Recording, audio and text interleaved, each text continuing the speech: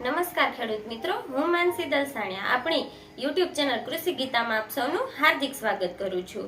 તો અત્યારે ગુજરાતમાં બહોળા પ્રમાણમાં કપાસનું વાવેતર થઈ ગયું છે અથવા તો અત્યારે કપાસનું વાવેતર કરતા હોય છે ખેડૂત મિત્રો।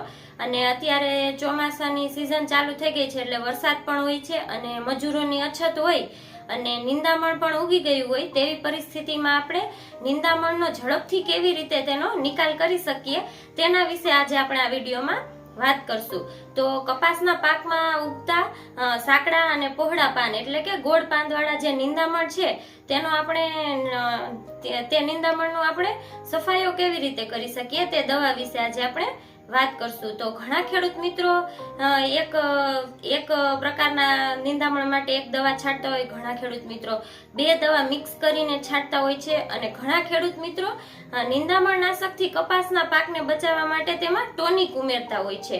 તો આ બધા પ્રશ્નોનો હલ આપણે એક જ દવાથી મળે તેવા ટેકનિકલ વાળી દવા વિશે આજે આપણે આ વિડીયોમાં વાત કરશું।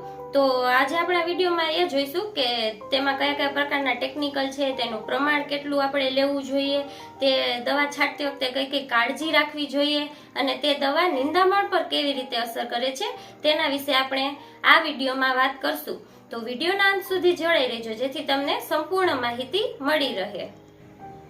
તો કપાસના પાકમાં સાંકડા અને પહોળા એમ બંને પ્રકારના નિંદામણનો નાશ કરી શકે તેવા ટેકનિકલ વિશે જાણીએ।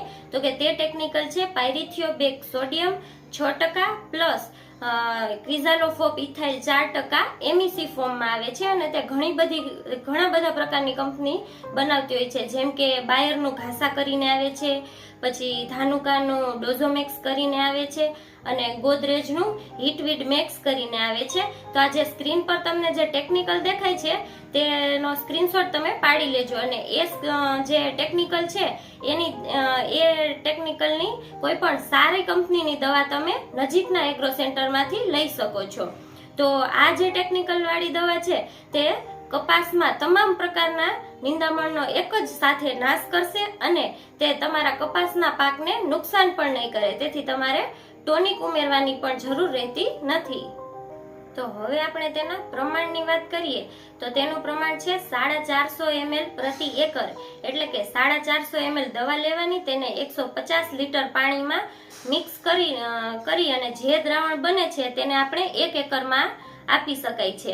અને આ જે ટેકનિકલ વાળી દવા છે તે પોસ્ટ ઇમરજન્સ છે, એટલે નિંદામણ ઉગ્યા પછી 2 થી 4 પાંદડે હોય ત્યારે આપણે તેનો છંટકાવ કરવો જોઈએ।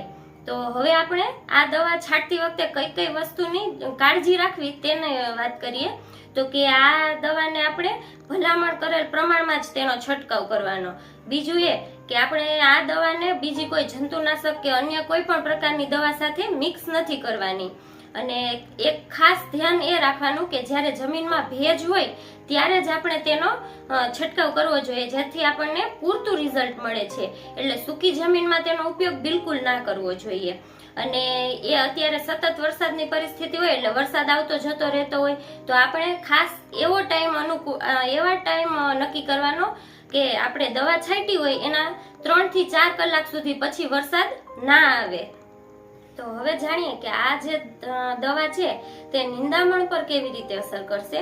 તો આ દવા છાંટ્યા પછી 12 કલાકમાં નિંદામણના પાંદડા પીળા પડવા માંડશે અને 24 થી 48 કલાકમાં છોડ બળવા માંડશે અને તે મરી જશે। અને આ દવાનો છંટકાવ કરશું એટલે તરત જ નિંદામણ છે તેના મૂળ અને પાંદડાનો વિકાસ તો ત્યાં જ અટકી જાય છે અને તેના બીજા દિવસે તે બળવાનું શરૂ થઈ જાય છે।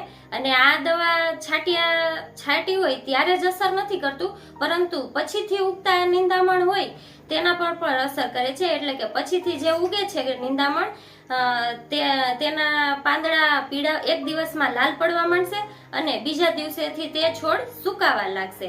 તો આમ આ દવાથી આપણે આ એક જ દવાથી આપણે કપાસના પાકમાં સાંકડા અને પહોળા એમ તમામ પ્રકારના નિંદામણનો એક જ દવાથી આપણે સફાઈઓ કરી શકીએ છીએ। તો ખેડૂત મિત્રો, તમને આ માહિતી કેવી લાગી? જો માહિતી પસંદ આવી હોય તો અમારા વિડીયોને લાઈક કરો, તમારા ખેડૂત મિત્રો ગ્રુપમાં શેર કરો અને અમારી કૃષિ ગીતા યુટ્યુબ ચેનલને સબસ્ક્રાઇબ કરો. અને જો તમને આવા જ ખેતીલક્ષી કોઈ માહિતી જોઈતી હોય તો કોમેન્ટ બોક્સમાં લખી જણાવો, જેથી અમે તેના પર વિડીયો બનાવી શકીએ અને માહિતી તમારા સુધી પહોંચાડી શકીએ. આભાર. જય જવાન, જય કિસાન.